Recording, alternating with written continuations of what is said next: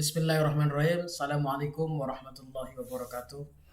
Alhamdulillahirrabbilalamin. Wassalatu wassalamu ala asrafil anbiya wal mursalin wa ala alihi wa sahbihi ajmain, amma ba'du.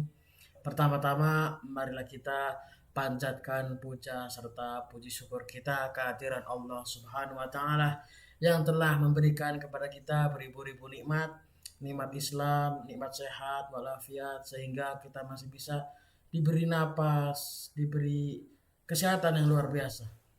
Salawat serta salam mari kita curahkan kepada Nabi Agung kita Nabi Muhammad Sallallahu Alaihi Wasallam, yang telah membawa dari zaman kegelapan, zaman jahiliyah, zaman pembodohan hingga ke zaman Islamiyah, zaman terang menerang seperti saat ini. Yang terhormat Bapak Dosen Burhan Nudin, MPDI, sebagai dosen pengampu mata kuliah psikologi belajar. Baik, di sini perkenalkan, nama saya Subhan Al-Hanafi dengan nomor induk mahasiswa 2042-2043. Di sini saya akan menjelaskan tentang macam-macam teori belajar. Baik. Yang pertama itu kita membahas tentang latar belakang munculnya teori belajar.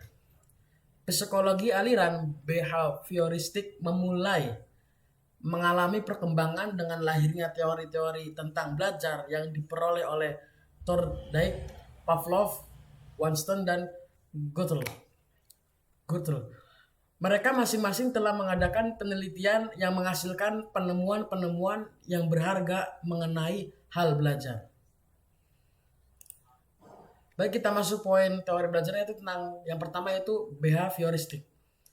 Behavioristik memandang bahwa belajar merupakan perubahan tingkah laku sebagai akibat dari adanya interaksi antara stimulus dan respon. Menurut Robert, peserta didik dianggap telah melakukan belajar jika dapat menunjukkan perubahan tingkah lakunya.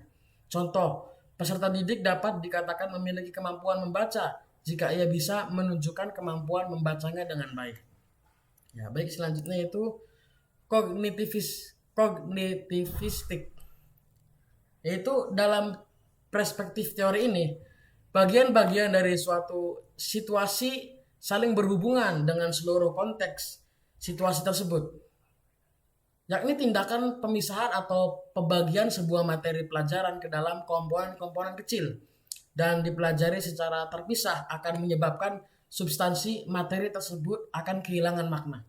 Kemudian yang selanjutnya itu proses pembelajaran menggunakan pendekatan teori ini dianggap sebagai suatu proses internalisasi ingatan, retensi, pengolahan informasi, emosi, dan aspek-aspek kejiwaan lainnya. Aktivitas belajar dalam pendekatan ini melibatkan proses berpikir yang sangat kompleks. Kemudian itu teori belajar konstruktivistik.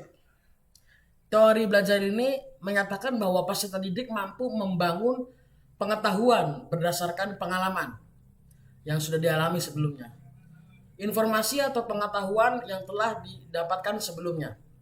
Hal ini pada akhirnya mendorong para pendidik sebagai guru untuk memberikan keluasan lebih besar kepada peserta didik murid untuk mendapatkan pengetahuan murid tersebut.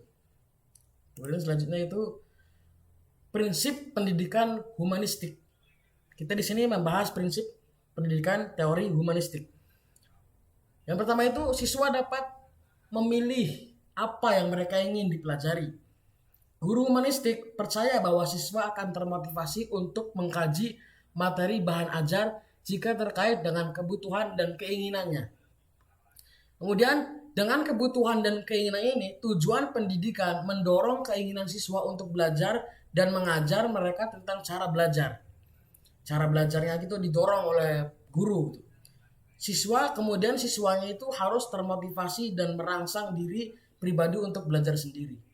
Kemudian yaitu pendidikan humanistik percaya bahwa nilai tidak relevan dan hanya evaluasi belajar diri yang bermakna.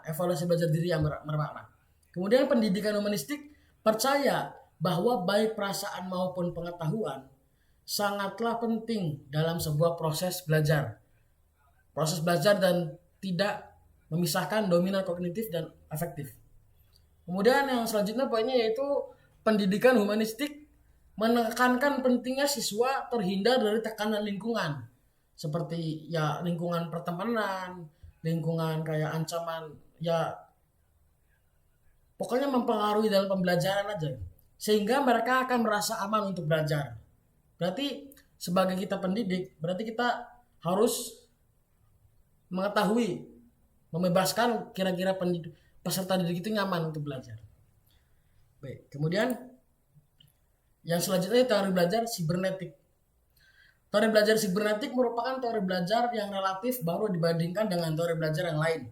Teori belajar ini berkembang sejalan dengan perkembangan teknologi dan ilmu informasi. Berdasarkan teori sibernetik belajar yaitu pengolahan informasi menurut Rineka Cipta. Baik, mungkin segitu saja dari saya. Kurang lebihnya mohon maaf. Billahi taufiq wal hidayah. Assalamualaikum warahmatullahi wabarakatuh.